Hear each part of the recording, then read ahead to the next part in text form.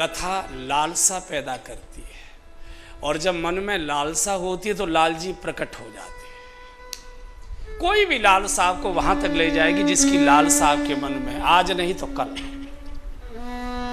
कथा दो काम कराती है, कथा केवल दो काम कराती है। कथा प्रवचन नहीं है, प्रवचन दूसरों के लिए होता है, उसका नाम ही है परवचन। जो दूसरों को समझाता है वो प्रवचन है। इसलिए प्रवचनकार बहुत अच्छे होते ही होंगे, आवश्यक नहीं है, क्योंकि वो दूसरे को उपदेश कर रहा है, तुमको ये करना चाहिए, तुमको वो करना चाहिए, तुमको ये होना चाहिए, तुमको ऐसा। कथा प्रवचन नहीं है, प्रवचन दूसरों के लिए होता है, दूसरों को सुधारने के लिए प्रवचन होता है, और अपने को संवारने के लिए कथा होती है। कथा हमको सुधारती है, अपने को सुधारती है, अपने को संभालती है। दो काम कथा करती है, मैं कैसा हूं इसका एहसास करा देती है, और भगवान को कैसा पसंद है इसका ज्ञान करा देती है। ये दो काम करती है। मैं कैसा हूं इस कथा में आपको दिखाई देने लग जाएगा, दिखाई दे। कई लोग हमसे कहते हैं आप तो हमारी बातें बोल रहे थे, ये सबकी बातें, ये मेरी भी बातें हैं, क्योंकि ये कथा जो है ये राम की नहीं है, ये हमारी अपनी सबकी कथा है।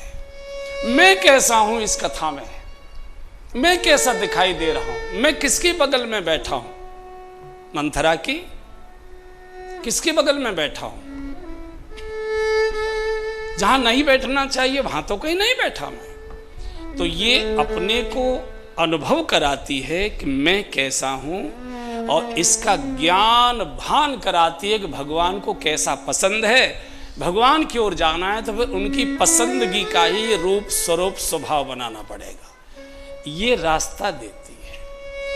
इसलिए मैंने प्रारंभ में ही कहा, जिनको भगवत प्राप्ति करनी है, सद्गति प्राप्त करनी है, मोक्ष प्राप्त करना, जो भी आपके पास शब्द हो आप लगा सकते हैं, उनको कहीं इधर उधर भटकने की आवश्यकता नहीं।